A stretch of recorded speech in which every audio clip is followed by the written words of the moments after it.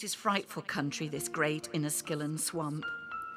I wanted to settle nearer to Port Sarnia, but my dear husband said the land here was bargain priced. No wonder. A more inhospitable land I couldn't imagine. Bears and wolves prowling just outside our cabin. The summer heat makes the gum beds blister and smell. Thank God we haven't come down with the swamp fever from all the mosquitoes. My husband points out the endless supply of big timbers, the giant elms, black ash, walnut and oak, and the rich soil, at least where the black gum doesn't come to the surface.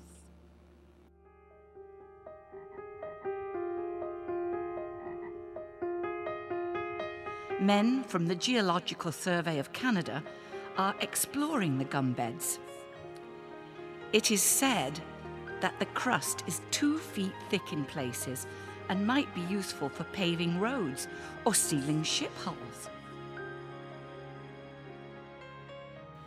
2 enterprising brothers, Charles and Henry Tripp, have purchased 1,350 acres of the gum-laden swamps around Black Creek. They're digging the gum with pickaxes and shovels, then boiling it in big kettles to make asphalt. Charles Tripp reports that New York chemists have analysed it and have determined it to be a very valuable variety of bitumen. The Tripps have formed the International Mining and Manufacturing Company, the first registered petroleum company in the world. They have a devil of a time transporting it, though.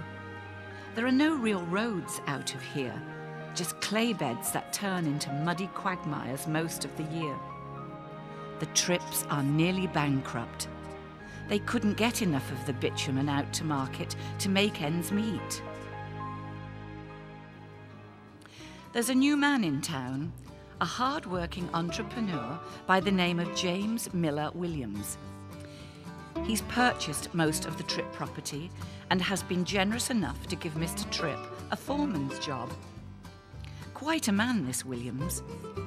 At the age of 25, he was already making carriages, and soon after, rail cars for the Great Western Railway.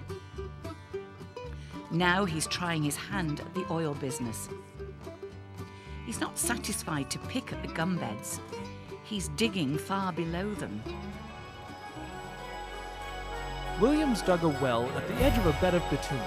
Struck upon a vein of oil, the supply of fluid thus accidentally discovered will continue an almost inexhaustible source of wealth, yielding, at lowest calculation, and with no greater flow than at present, not less than $1,000 per day of clear profit. They're bringing the oil up in buckets and pumping it by hand. Williams is drawing 40 to 60 barrels a day. He's built a simple oil still where he boils the crude and condenses the vapours that come off the top. A clear liquid called kerosene drips out the side spout. It's cheaper than whale or coal oil, burns brightly, and is safer too. Maybe Williams is lucky, or maybe he's shrewd. But the timing of his discovery is perfect. There is a big demand for his kerosene. People want light at night. What's more, there's a new way station of the Great Western Railway at Wyoming, 12 miles to the north. Dozens of men arrive daily, come to find their fortune. Word of oil is drawing men like the California gold rush did in '49. They arrive covered in mud from the journey on foot from Wyoming. Aside from their appearance, you can easily tell the newcomers. They're the ones who complain about the rank odour of the skunk oil. They're building shanties and pitching tents everywhere. A good many of them are American speculators. The price of land is climbing fast. The woodlands are disappearing as forests of 3-pole derricks rise in their place. More and more holes are drilled in the ground as thousands of barrels are pulled out. The barrel coopers work night and day. The blacksmiths have no shortage of work either. Just about every part for this new industry, the pumps, the valves, everything associated with oil, just about every part has to be designed and built right here in Oil Springs. There are no stores here in the wilderness that provide these parts.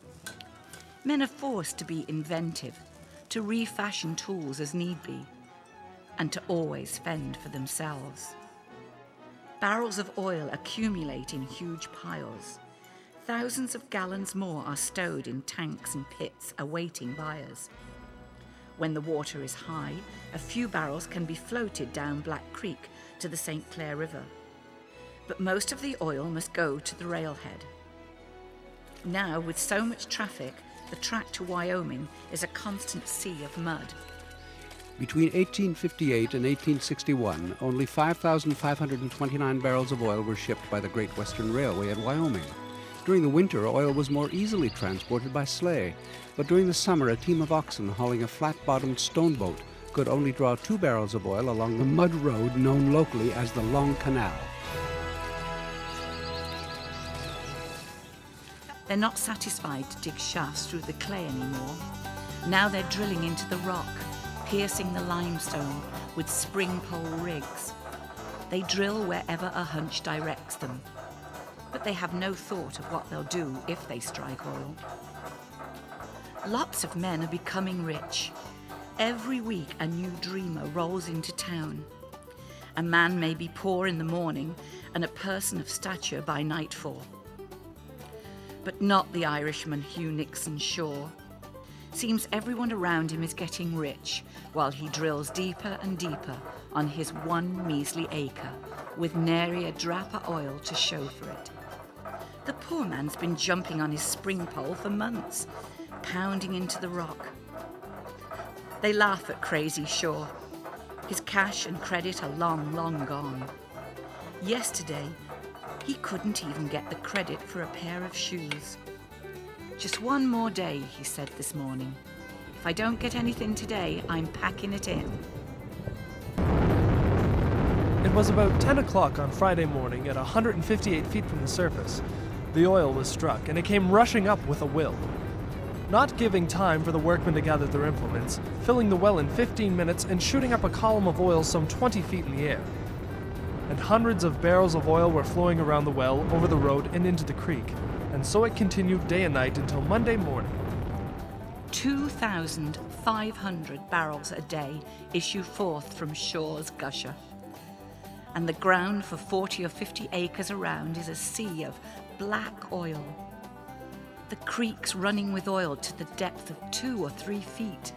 The oil slick has reached the Sydenham and gone on to the St. Clair River.